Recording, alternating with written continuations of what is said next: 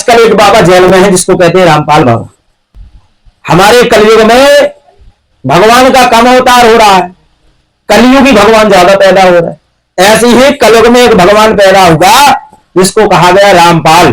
तो कोई संत नहीं है, वो एक नंबर का ढोंगी पाखंडी अत्याचारी है।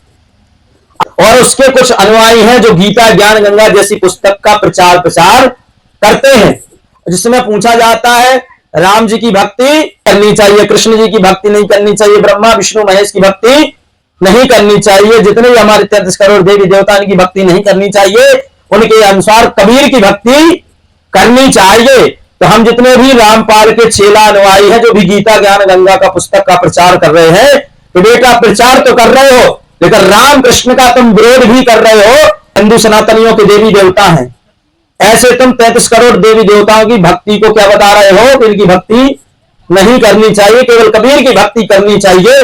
तो हम आपको एक बात कहना चाहते हैं कि अगर इन 33 करोड़ देवी देवता राम कृष्ण शिव ब्रह्मा महेश विष्णु आदि की भक्ति करने वाले हिंदू सनातनियों के अंदर जिस दिन एक ज्वाला जली और इनके हृदय में विस्फोटक हुआ तो रामपाल के साथ तुम भी जेल में सड़ने लगे। बात ध्यान रखना, हिंदू सनातनियों के देवी देवताओं का अपमान मत करो, नहीं तो जितने भी रामपाल के अनुयायी है तुम्हारे साथ महाभारत मचा दी जाएगी।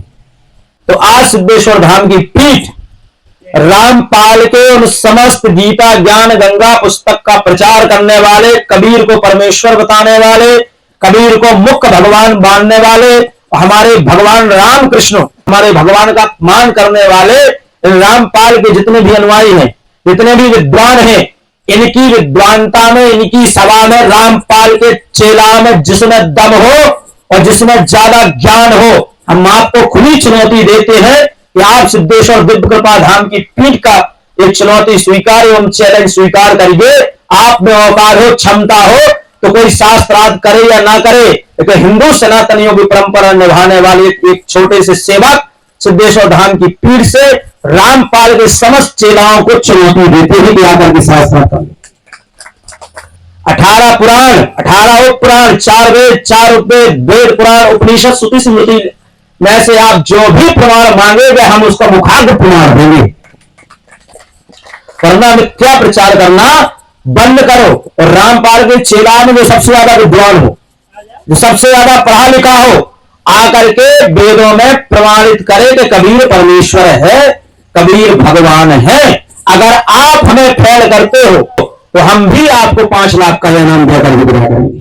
अगर आप फेल होते हो तो जितने भी रामपाल के चेला है अनुयायी है वो हिंदू सनातन संस्कृति को अपना लेंगे। और राम के समस्त चेलाओं को खुली चुनौती है, वेद पुराण उपनिषद जहां से तुम्हें शास्त्रार्थ करना हो आकर के करो, खुली चुनौती है। आज तक कोई दिया हो या ना दिया हो, लेकिन हम तुम्हें खुली चुनौती देते हैं। आ जाओ जिसमें क्षमता। हम एड्रेस भी दे देते, सिद्धेश्वर दिव्य कृपा धाम, लोहारी, ललोई, मझौली जिला जबलपुर। सिद्धेश्वर दिव्य कृपा धाम आश्रम लोहारी। पुलिस प्रशासन की हमारी जवाबदारी होगी, कभी भी बैठेंगे यहां पुलिस प्रशासन भी रहेगी। अगर हम फेल होते हैं तो हम जेल में जितने साल की हमें सजा मिलेगी हम जेल में भोगेंगे। अगर आप फेल होते हो तो आपको भी जेल जाना पड़ेगा।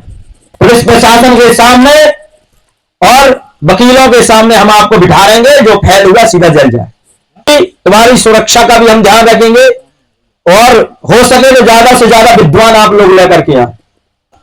ये वीडियो रामपाल के चेलाओं तक जरूर पहुंचाना है, हर एक चेला तक पहुंचाना है, वेद का प्रमाण लेकर के आना, क्योंकि कही हुई बात नहीं मानेंगे। वेदों का प्रमाण, क्योंकि हमारे प्राचीन क्या है, वेद हैं, और वेदों में हम प्रमाण मांगे। हम तुम्हारे जैसे केवल ज्ञान सुनकर के हम वो नहीं बने, जैसा ज्ञान रामपाल के वो बेचारा पाखंडी एक नंबर का तिलक ने ऐसा गीता में ज्ञान गलत है, तो इन्हें कैसे पता कि काल ने ज्ञान दिया है।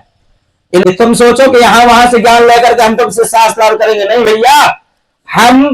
हम वेद का प्रमाण भी दिखाएंगे, क्योंकि जिस वेद की बात करते हो हम भी श्री गुरु काशनी वेद विद्यालय, श्री गुरु काशनी स्वर्गाश्रम, ब्रह्मांड घाट, रघुरेती महर्षि संदीपनी राष्ट्रीय वेद विद्या प्रतिष्ठान भारत सरकार द्वारा प्रमाण पत्र वेदों का लिए बैठे, ऐसे नहीं बैठे। और सुनो, और तुम्हारे विद्वानों में से जिसको व्याकरण आनी चाहिए। मुखम व्याकरण स्मृतम, हमारे जो वेद पुराण के 6 अंग हैं, अगर वेद पुराण शास्त्रों को अच्छी नजर से देखना है तो उसको मुखम व्याकरण स्मृतम, आप में से जो विद्वान हो उसको व्याकरण आनी चाहिए। छंदी विच्छेद प्रयोग किए जाते हैं, छंदी विच्छेद व्याकरण के सूत्र में आधार पर पाणिनि सूत्र आनी चाहिए, पूर्ण रूप से आपके विद्वानों में से किसी को आनी चाहिए। कहां कौन सा वचन प्रयोग हुआ है, कहां संधि हुई है, कहां विच्छेद हुआ है, कहां पद परिचय लगाया गया है, क्योंकि हमारे यहां शब्द की महिमा है, शब्द ही ब्रह्म है।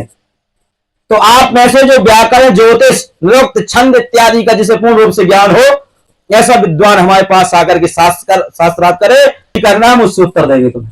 भी विश्व भर में एक का नहीं, सब रे आ जाओ जितने रामपाल के चेला, और हम अकेले ही तुम पर भारी पड़े। हमारे पास वेद का भी प्रमाण भारत सरकार से, शास्त्रीय आचार्य की हमारे पास डिग्रियां हैं, और तुमने अगर पढ़ी है तो हमें तुम्हारी भी डिग्रियां देखनी है, तुम्हारी भी डिग्रियां देखनी हमारे पास, देखना तो हमारे पास रखी है पूरी। हमें केवल हिंदू सनातन संस्कृति का प्रचार करना है।